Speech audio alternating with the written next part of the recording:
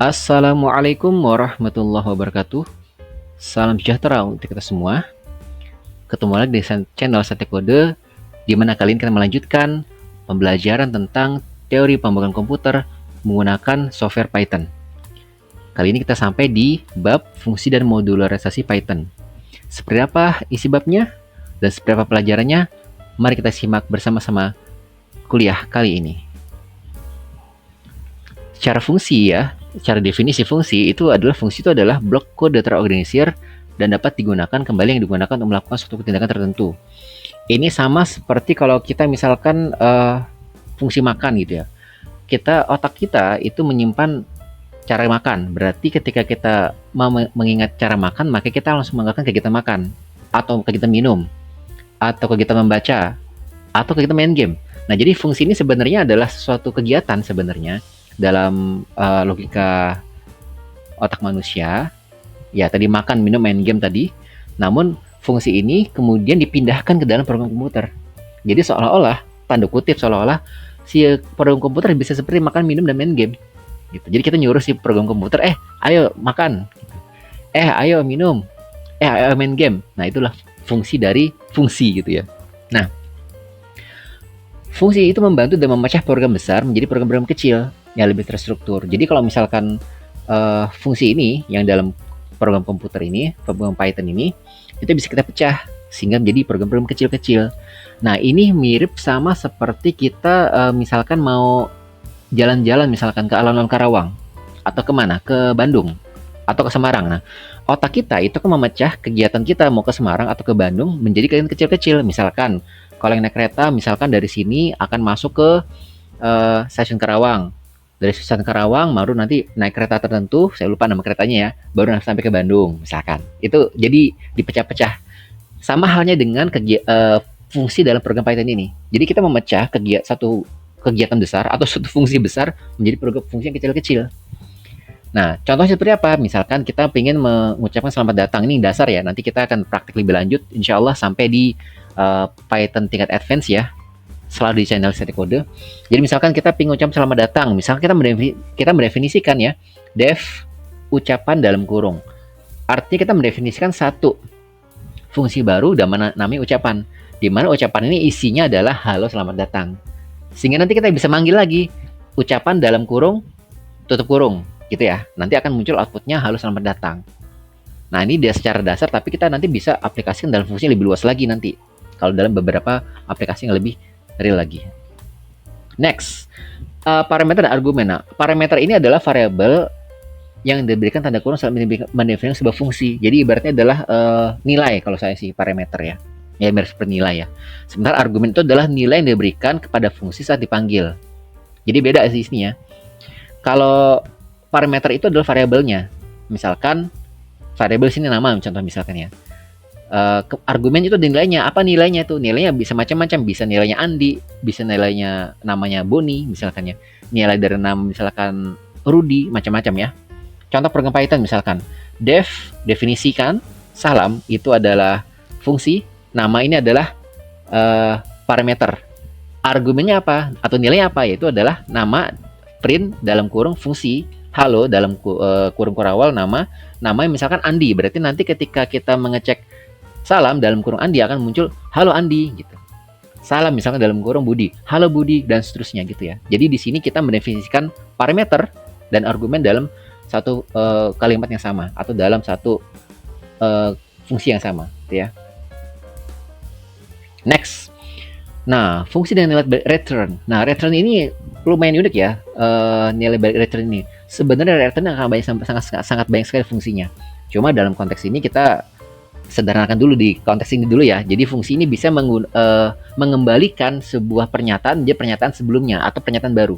Contoh misalkan definisikan tambah itu A, B. Ya, tambah A, B ya. Nah, kita return A plus B. Artinya apa? Kita ingin mendefinisikan sebuah variabel baru dari sisi apa? Dari sisi tambah. Sehingga saat kita bilang hasil sama dengan tambah 3,5 print hasil, maka si tambah ini akan ke return A plus B sehingga 3 tambah 5 sama dengan 8. Gitu. Sebenarnya banyak banget sih fungsi return nih. Nanti kalau kita udah masuk ke loop itu apa digabung sama loop kemarin ya, yang video ketiga, itu akan sangat banyak sekali fungsinya. Next. Nah, konsep modularisasi dan import library. Jadi, kita bisa membuat pemisahan kode ke dalam beberapa modul.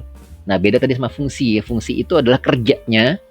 Modul itu adalah semacam kayak lemari. Gitu ya. Ibaratnya kita punya lemari gitu ya. Lemari A buat nyimpan baju, lemari B buat nyimpan buku-buku, lemari C buat nyimpan misalkan peralatan komputer misalkan itu. Jadi kita bikin modularisasi. Nah, kenapa kita perlu membuat modularisasi? Agar penyimpanan fungsi atau perintah atau sebuah project itu lebih terstruktur dan rapi. Jadi sehingga nanti saat kita execute sebuah program itu akan lebih mudah si Python mengeksekusinya. Nah, di sini ada namanya import library. Jadi kalau ibaratnya Python itu seperti perpustakaan besar gitu ya, di mana setiap lantai itu ada masing-masing buku-buku khususnya. Misalkan lantai 1 adalah buku-buku khusus untuk tentang pertanian, lantai 2 buku-buku tentang psikologi, lantai 3 dan seterusnya gitu ya. Nah, kita bisa memanggil masuk ke dalam masing-masing lantai di perpustakaan ini dengan masuk kunci password kan, pakai masuk ke dalam pintu, kasih password segala macam gitu ya. Nah, sama halnya dengan Python. Jadi kita di sini bisa mengimport library tertentu yang sudah ada dalam library Python. Bahkan nanti ke depannya kita bisa bikin library sendiri nanti. Tapi itu nantilah ya. Contoh gimana? Misalkan import math. Jadi dalam Python ini punya sebuah perpustakaan math. Bisa mengoperasikan operasi-operasi matematik seperti tambah, kurang, kali, bagi, akar, kemudian apalagi nanti diferensial segala macamnya ya. Jadi import math, print math, titik. Jadi kita suruh mengerjakan atau mengeprint, menuliskan, oh tolong dong library math kerjain dong SQRT16. Nanti akan muncul outputnya 4. Bahkan kita bisa buat modul sendiri nanti. Bisa bikin modul sendiri. Oke, gimana caranya? Next. Nah, jadi tadi kita sudah lihat ya bahwa ada namanya modul sendiri dalam Python. Jadi kita bisa modularisasi tadi, walaupun sudah ada modul-modul sendiri dalam Python ya, kita bisa bikin modul sendiri. Tentunya ini akan memudahkan kita membuat sebuah project atau sebuah executing program yang itu sangat kompleks, sehingga daripada kita nulis berulang-ulang atau kita nulis suatu modul fungsi yang sangat panjang sekali, kita pecah-pecah aja dari beberapa modul kecil-kecil. Contoh misalkan di sini adalah modulku.py ya. Jadi modulku.py ini kalau Anda lihat sf f.write bla bla bla itu salam nama, halo nama segala macam itu ya. Kemudian tambah ab, return a plus b itu adalah kita definisikan yang tadi ini, yang dalam coding ini sebagai sebuah modul py. Ya terserah modulku namanya, modulku. .py itu nama Python ya. Modulku nama modulku. Nah, modulku ini berarti bisa beberapa fungsi. Coba pertama adalah dia nulis nama. Ya misal halo nama, namanya siapa aja bisa. Nama Budi, nama Boni, nama Sena, macam-macam ya. Kemudian bisa juga melakukan operasi penambahan. A plus B tadi ya, A plus B. Nah, nanti kita bisa kembangin lagi nanti di sini. Cuma nanti untuk saat ini kita cukupkan dalam contoh ini dulu ya. Nah, nanti kita bisa panggil modul ini saat kita dibutuhkan. Contoh misalkan next. Nah, misalkan ini ya. Kita pertama harus menyimpan modul dulu ya. Kita menyimpan modulku tadi .py ke dalam directory Python. Sebenarnya kalau udah kita pakai VCS atau Visual Studio Code itu beda lagi nanti ya konteksnya. Tapi sekarang kita masih latihan, kita coba dulu pakai Google Colabs ya. Kalau Google Colabs dia agak beda sedikit ya. Nanti kalau untuk pakai VCS baru nanti bisa pakai directory. Jadi kayak semacam kayak kalau bahasa awam kayak Windows lah. Windows itu nanti ada file folder-foldernya. Tapi kalau di Google Colabs nggak ada ya. Jadi kita sifatnya kan bikin kolom coding baru aja. Contohnya misalkan import modulku, berarti kita dari modulku tadi yang ada nama kemudian penambahan kita panggil pesan dalam sama dengan modulku titik salam Andi. Berarti nanti akan muncul apa? Halo Andi, karena tadi kita sudah mendefinisikan salam itu adalah halo Andi, selamat belajar Python misalkan. Hasil juga modulku tambah 3,7 berarti akan ke return dia.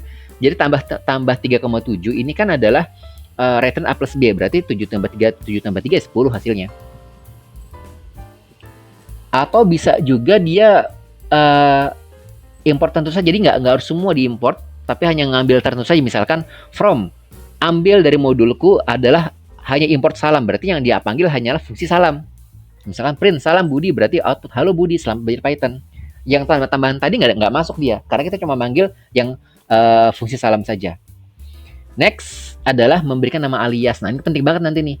Misalkan kalau kita pernah kan kemarin beberapa praktik kan kita pakai misalkan apa ya, nampi, SNP misalkan atau NY misalkan. Itu alias. Kenapa Pak harus pakai gitu? Supaya nggak kepanjangan nanti kalau kita nulis. Jadi kita juga bisa nama alias misalkan import modulku SMK. Berarti kita tinggal nanti print MK salam Cici, berarti nanti akan muncul apa? Halo Cici, selamat belajar Python. Karena kita sudah menamakan modulku sebagai MK, nggak perlu lagi nulis modulku di bawahnya. Oke, itu aja untuk pelajaran tentang modularisasi dan fungsi ini. Kita nanti akan ketemu di next lesson tentang Python. Sampai ketemu lagi. Assalamualaikum warahmatullahi wabarakatuh.